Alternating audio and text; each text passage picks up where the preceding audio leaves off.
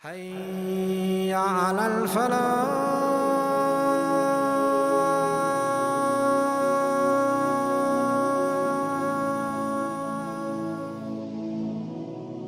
One individual phoned me from prison. He said to me, I've got banged up for 20 years in my life.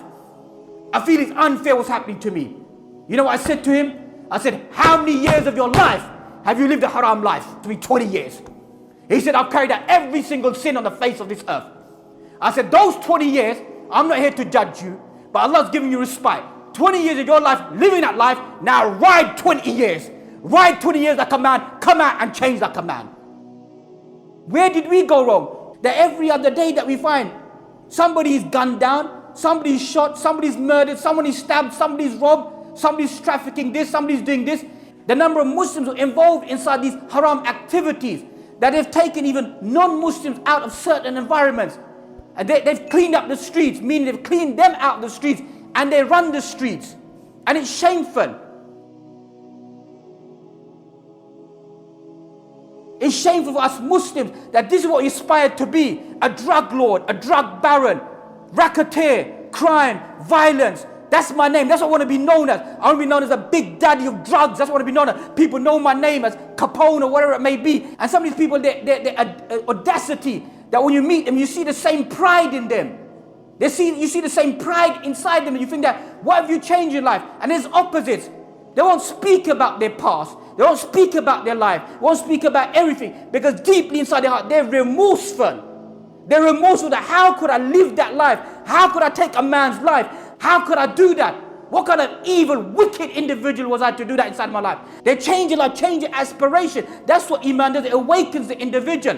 When we find other people come and consult us, Sheikh, I want to take this person out in my life. Give me a fatwa to take his life out. And I've said to them, if you don't catch them, they would have caught you. Your intention is as evil as their intention. So you're both senile individuals. That you would take any individual out because of why? Because of this, your ego. Ego over what? This petty substance that we find, that we fight and we brawl about. We take people's life, turf wars that we find. Look at the state of certain communities. Look at this community. Look at Tower Hamlets. There's certain areas that police have to go in riot gear. Riot gear in certain states, predominantly Muslims, to enter there. Why? Because they fear there's going to be a gun battle that's going to take place. We're not talking about Bronx of New York, or Brooklyn, or New Jersey. We're not talking about those areas. We're talking about our own areas. That we live in this bubble world. We don't see what the youth are doing around us. The life that they're living. We need to awaken ourselves, awaken these individuals to return back to Allah subhanahu wa ta'ala. That's the only way that they're going to change. When your time comes, you're going to leave this dunya and only going to be responsible for the things that you've done. And the sad thing is that some of us are going to be responsible not for our own selves. That's why I always say, if you sin your own life. Do whatever you want to do inside your own life. And don't take that as a justification, but just a wording. If you sin as a personal identity. Never ever open up the doors of sin for another individual. Because tomorrow, you're going to pick up the sins for every single individual. You open them to take drugs, that individual becomes a drug addict. You are responsible today to the day you die and the day when you're dead as well. You're responsible. If I take drugs today, it's my sin, my vice, my problem, my personal life, as they say. It's my sin. Allah will judge me for that. That's me. I'm not responsible for no other individual inside my life. That's what we need to understand inside our life. That when we open up sins for other people and we lead them towards sins, there's going to be mass amount of scales of sins in our life. Sins that we're going to carry. That even when a person's made tawbah, there's going to be still these sins that are going to be looming over their head. How can a person remove these sins? It's by making the same effort. The same effort you made inside your life to become the top dog inside society. Then you need to make that effort to become the best individual in preaching to people, to bring them away from haram, to reminding them, to tell them to fear Allah subhanahu wa ta'ala. Read the seerah of the companions. That's why we think that maybe there's a great distance between our lives and their lives. Some of them, they were, if you can use such words, notorious individuals. Read about Khalid ibn Walid. Read about Umar ibn Khattab. Read about their lives. They were notorious. No one messed about with these individuals. No one got on the wrong side of Umar ibn Khattab. That's a reality. Read through his seerah. No one inside Jahiliyyah ever messed about with him. No one messed about with Khalid ibn Walid inside his life. Khalid ibn Walid was the only individual who was so intelligent, so smart, at the Battle of Uhud that we find, he was able to ambush and attack the Prophet ﷺ. He's the only individual who done that. No one ever came so close. Who marked his cheek, broke his canine tooth, hit him on his shoulder, even after wearing 2 shields of armor. The Prophet ﷺ said, I felt that pain for a month. He fell inside a ditch. That's what Khalid ibn Walid was. But when he became a Muslim, look at his remorse. When he was dying on his deathbed, he said that every single time I'd done that, what I'd done inside my life, I went to make up for it. That's why every single battle, who was at the forefront. And the only reason Umar al-Khattab changed him inside battle is that people won't become overconfident.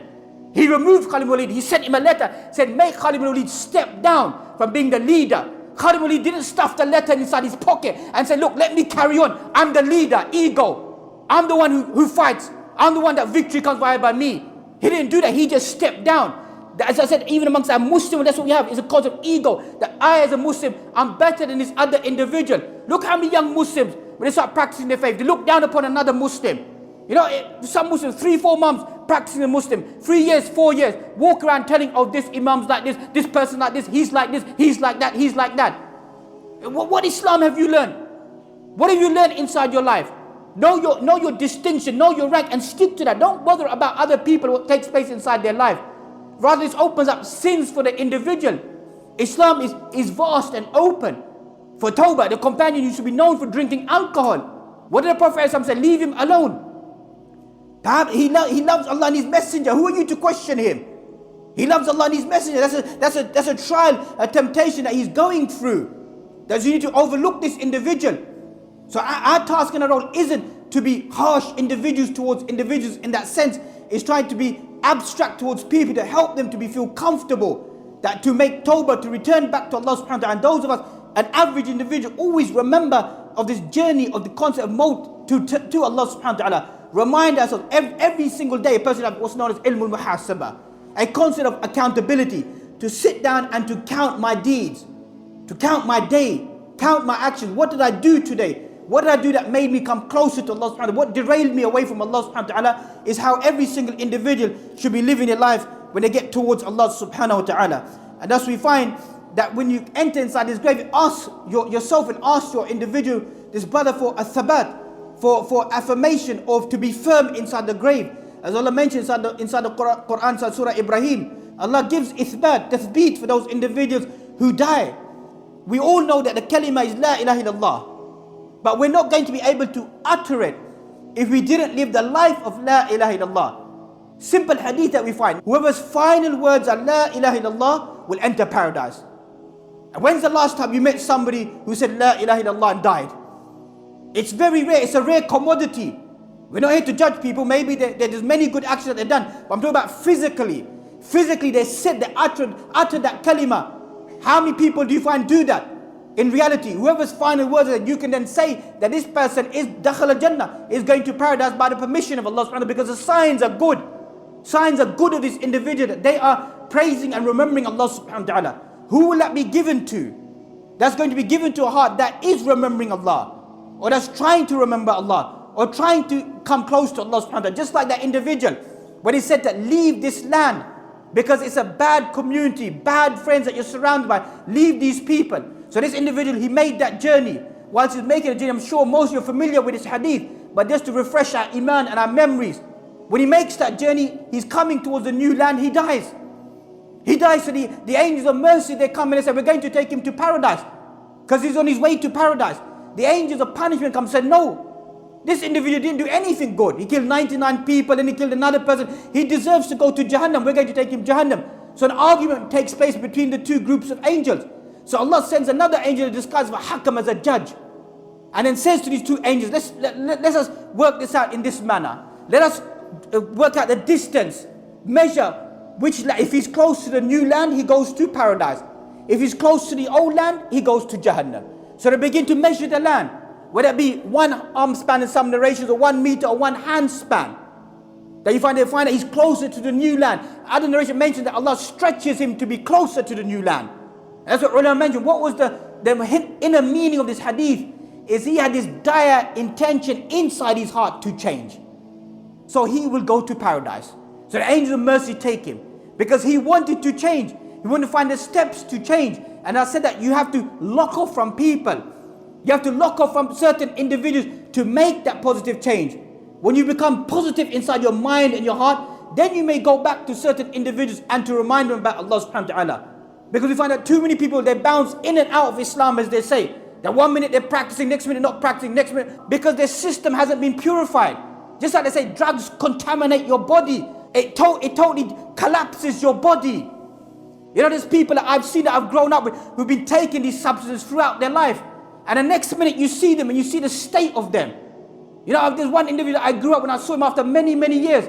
This individual was a strong individual, strong-minded, strong personality, who would brawl with people that you couldn't even imagine. Next time I saw him, I said, look at the state of you. What's happened to you? This is what it does. It wrecks you. As a person within their heart should be saying, Ya Allah, protect me from ending up being like that. You know, Muslims who rob from their parents. I steal from my mother. I hit my mother. I rob my mother for a quick fix.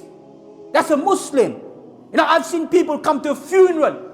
Your own dad is dead. You're busy rolling up a spliff with your friends outside. Look at the mentality. If your own father in front of your burying doesn't wake you up, the only thing you live for is that your zoo and your spliff and the boys around you. And what the discussion's about is futile. Most of these men around you, they're nothing for you anyway. They won't do anything for you. Look at those people riding a sentence. I know people 20 years, 30 years riding a sentence. They come out to prison and say to me, Sheikh, all those men around me, not one of them asked about my family, about me, about my life, and took care of me. Not one of them. Because they're all selfish individuals. They live for their own selves. As I say, every man lives for his own self. That's what all these people are. It's a fake world. No one cares about you. Amongst your own circle, I can guarantee you there's people who are going to snitch on you. Because you know why? They don't want to ride the sentence. They don't want to ride it. It's only going to be years later inside your life, it's going to click. You're going to sit there and add 1, 2, 3 together and say, you know what? He's sitting in another exotic land, enjoying the money, this and that. Where was I? You're riding a long, hefty sentence. For what? And then people would come and tell me, you know what? It's the wrong place at the wrong time. I was just at the wrong place at the wrong time. I just happened to go into a flat whereby there happened to be millions of pounds worth of cocaine there. Sheikh, I wasn't involved inside there. You know what I said to them? How many years of your life have you been involved in it? Are you still involved in it? Yes, I am. But on that day I wasn't. That's the signs of Allah. You don't need to be caught on that specific day that you've got your own substances. Allah will catch you on a different day, that you will go down for a different time, a different place. That's the way it should be. You ride certain things in your life, you ride them throughout to become a better individual. That's why read the seerah life of certain individuals. Read the life of Malcolm X, autobiography by Alex Haley, chapter number 5, called Shaitan. His nickname was the devil. That's his nickname in the 1960s. That's what they called him. He said, I never bent down in my life, ever in my life. I only bent down to pick locks, to rob from houses and from homes. I never bent down, bow down for no individual inside my life. And look what happened towards the end of the life of this individual. Look at that transformation of where he moved from that haram life, moved towards al-Islam. That's what the Western world is. That Allah subhanahu wa ta'ala will guide people. You think this world is created out of vanity, no purpose? You're not going to return back to Allah subhanahu wa ta'ala, oh, it's my money. I do what I want to do with it. I live my life how I want to do with it. You can live your life how you want to do with it. But as we mentioned, that when you become a person who begins to spread fitan and trials and tribulation inside society, those people love to spread vice. That's what some Muslims are. They love to spread vice. Oh, Sheikh, it's okay to open a little shisha lounge. You know, you're practicing Muslims. You're not just an average individual. Why do you need to open a shisha lounge for? Some girl can come and sit there, listen to music. Is that the reason why? Let's be blunt. Let's not fake about it. That you just want to enjoy some tutti frutti. Go and eat some fruit. Go eat some strawberry, some apple. Why do you just sit up 3 o'clock in the morning in a shisha lounge with all women around you, music inside there, and then talk about Islamic politics to me? That's what your life is. That's not going to bring change. I know business people put £500,000 into clubs. For what purpose? Midlife crisis. Because they want to live young again. They want to enjoy their life again. They want to surround themselves with that community to make themselves feel young. There's nothing wrong with what I'm doing. As I mentioned, we as Muslims, that should not be our aspiration inside life. We should kick out these aspirations out of life. That's what I want to be. I want to be the next this person, whatever may be on the street. I want to be a Muslim who's known for that inside society. People remember me for that. But remember, when you're deep down inside that grave, you will know what the reality is. كَلَّا سَوْفَ تَعْلَمُونَ ثُمَّ كَلَّا سَوْفَ تَعْلَمُونَ. Then you're going to know. Then you're going to begin to reflect and to think every single thing about what I did inside my life. But then we're going to, may Allah forbid, it's going to be at times an eternal, ongoing punishment for that individual until they awaken, or at the end of that punishment, then they may be entered into paradise. But we don't know how long that's going to be for. And in that journey, some of those individuals may have given up their faith totally. That they may have become atheists inside their belief, they blaspheme against God, or don't believe in Islam at all. That's why he said, as-salah. As-salah is a key factor. The distinction between you being a Muslim and a disbelieving individual. We all do bad things inside our life.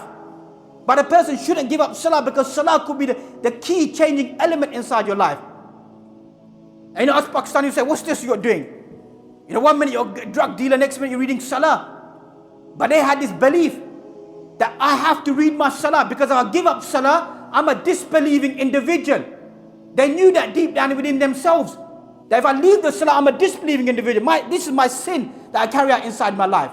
So salah is a key element that awakens the individual, makes them return back to Allah subhanahu wa ta'ala. When you lose that element of salah, use that element of not coming to the masjid, not coming for Yawmul Jum'ah, not exerting that effort, you're going to distance of more and more away from Allah subhanahu wa ta'ala. Allah loosens the rope, lets you go more and more into more and more haram things, leaves you inside that life. And we need to pull the rope in a sense to try to find our way back in that good community, in returning back to Allah subhanahu wa ta'ala. May Allah subhanahu wa ta'ala give us all the tawfiq and ability to repent back to Him subhanahu wa ta'ala, ask Him to, implore Him to forgive our sins, our previous life, our previous actions, and our future life and actions, to strengthen us to do good deeds and to return back to Allah subhanahu wa ta'ala in good state. وَأَقُولُ قَوْلِي هَذَا وَأَسْتَغْفِرُ لِي وَلَكُمْ وَلِجَمِيعِ الْمُسْلِمِينَ فَاسْتَغْفِرُوا إِنَّهُ هُوَ الْغَفُورُ الرَّحِيمُ.